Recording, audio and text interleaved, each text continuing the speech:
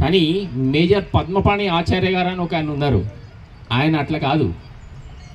కార్గిల్ యుద్ధంలో పైకి నేను చెప్పానుగా ఆల్రెడీ 60-70 degrees యాంగిల్లో మంచు కొండలో పోయి వాళ్ళు ఫైర్ చేస్తుంటే వాళ్ళని కొట్లాడాలి అంటే మేజర్ పద్మపాణి ఆచార్య గారి కంపెనీ కూడా ఉంది.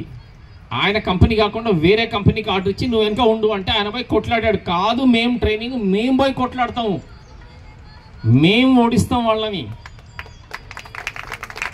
అని చెప్పిన మనిషి మేజర్ పద్మపాణి ఆచార్య. ఆయన కొట్లాడి ఆయన కంపెనీ అంటే 120 మందికి లీడర్. ఆయన తీసుకొని ముందరికి వెళ్ళిపోయాడు. పోతుంటే ఆయనకి 15-20 బుల్లెట్లు తగిలినాయి. ఆయనకి రక్తం గారుతుంది. ఆయన ఒక పోస్ట్ ఆల్రెడీ వాళ్ళని పాకిస్తాన్ వాళ్ళని జయించి వాళ్ళని హతమార్చారు.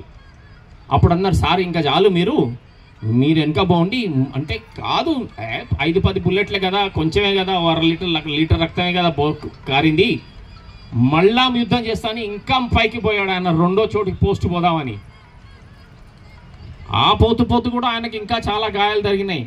శ్వాస పీల్చుకోవడమే కష్టం, చలి, పైకి ఎక్కడం, రక్తం గారుతోంది. అయినా కానీ ఆయన తన జవాన్లను ఇడిచిపెట్టకుండా జవాన్లను తీసుకొని పోయి రెండో పోస్ట్ సాధించారు. అదే కాకుండా మళ్ళా 3వ పోస్ట్ కూడా పోయారు. కానీ ఆ 3వ పోస్ట్ పోయి అది జయించారు. అప్పటికల్లా ఆయన శరీరంలో ఉన్న ఎంత లాస్ట్ బ్రీత్, అందుకనే మేము ఆర్మీలో అంటాం till last breath and last drop of blood.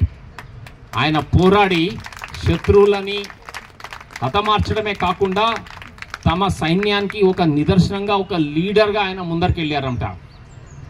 ముందరికి లీడర్ వెళ్ళి దేశం కోసమని తన ప్రాణాలు త్యాగం చేసిన మహా మనిషి మేజర్ పద్మపాణి ఆచార్య. వారికి భారతదేశం 2nd హైయెస్ట్ సర్వోచ్చమైనటువంటి అవార్డు ఇచ్చింది మహావీర చక్ర. వారి సతీమణి గారు శ్రీమతి చార్లత ఆచార్య గారు ఈరోజు మన సభకి అధ్యక్షులు.